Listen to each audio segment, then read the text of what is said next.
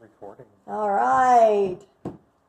So I'm Tracy Hagan. I'm a 4-H agent in Lawrence County. This is Matt Adams. I'm also a 4-H agent in Lawrence County, Tennessee. This is our first video ever. It may be terrible. Go Loco. So one of the things that we had wanted to do was talk a little bit about some concerns that parents have about sending their 4-H member, their youngster, to camp for the first time. It can be very challenging.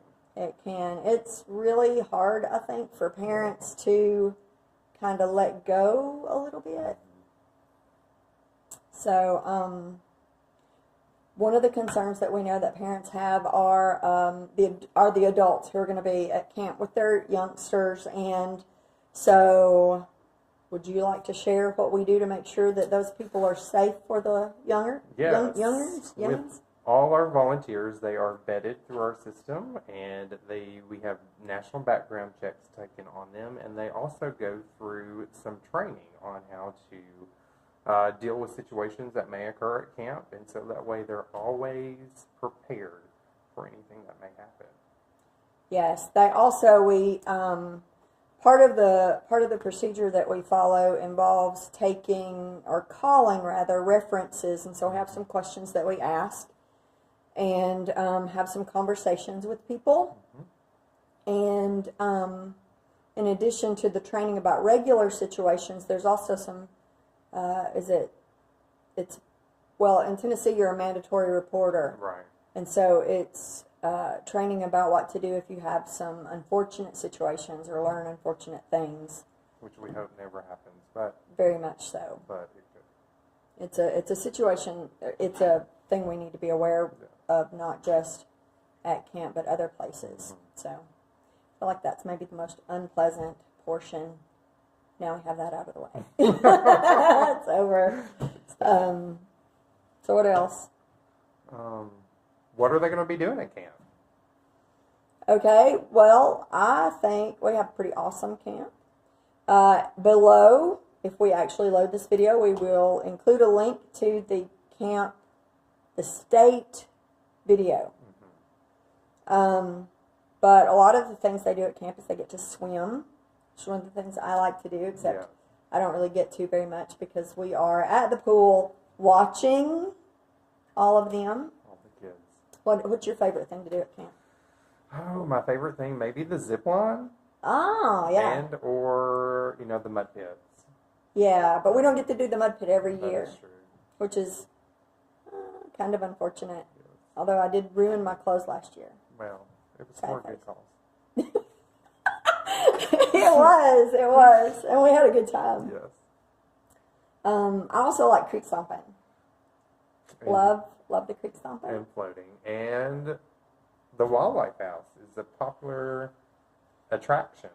Yes, and if you watch the video, the wildlife house that they see in the video is not the one that we have at Columbia, at Ridley 4-H Center, and I feel like the one that we have at Columbia is a ton better.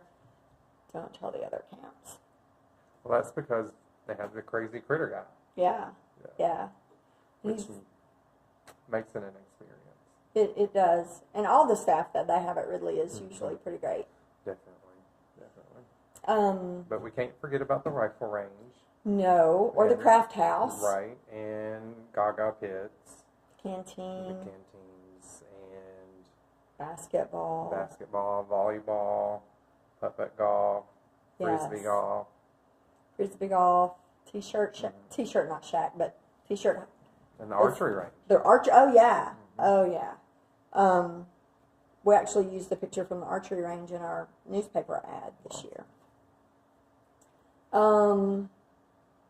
The water slide that's included with the pool, but we feel like it deserves a mention. It does.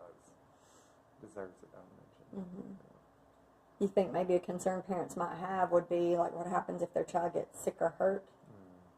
Or homesick. Yeah.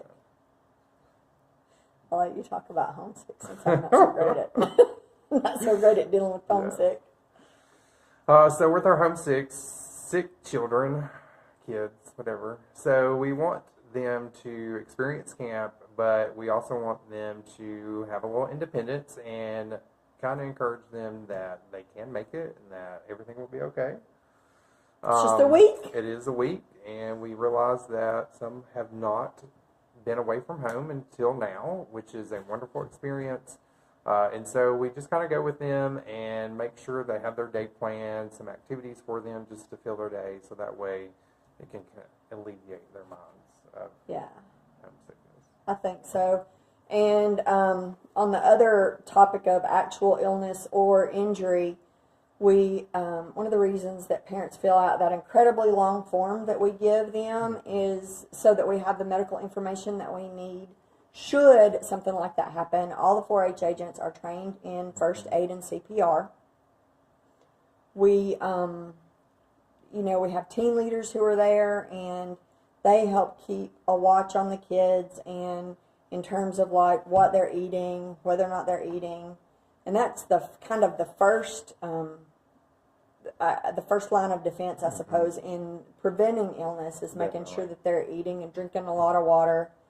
And if, it happens they get an illness, we are very, very near Murray Regional Hospital. And we are,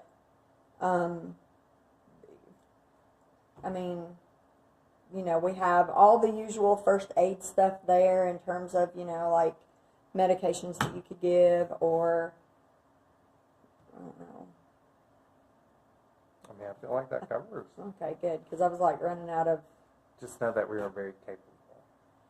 We are, very much. We have, and nobody likes to see a kid at 4-H camp, not having fun because they don't feel good. So we do our best to make sure that they stay healthy. Yes. What else? I just like making faces at the camera. I really hope now that we do load this video. I know I've been like all over the place. I think cell phones deserve a mention because that's what everybody wants to do. Because parents don't want to send their babies. And they're worried about how they're going to keep their streaks on Snapchat. That's right. They're what? They're streaks. Streaks. What does that mean? So I'm old. So it's a streak. So it counts up every day that you send a Snapchat to somebody. Yeah. And so it's a streak. Well, unfortunately, there's no Snapchatting at camp. No, so parents will have to keep those up at home. You'll have to do that at home. And there's a lot of reasons that we do not allow cell phones at 4-H camp. And there will be, again, if we load this video, there will be a link below so that you can, we're going to load it now. What else? What else do you think is a reason? So camp is a time for fun, not a time for cell phones. And so, we really want to make sure that the kids are getting everything they can out of camp and not what's behind the screen. Yeah, which also is the reason that we don't encourage any electronics. Yes. You can take a book, but most kids are not going to have time to read. And also, I tell the kids that if you bring something that you would be upset if it's sad or misplaced, then I would not even bring it to camp. Absolutely. As a grown-up, I don't take like jewelry or anything. No, because we are running everywhere. From the minute we get up till the minute we go to bed.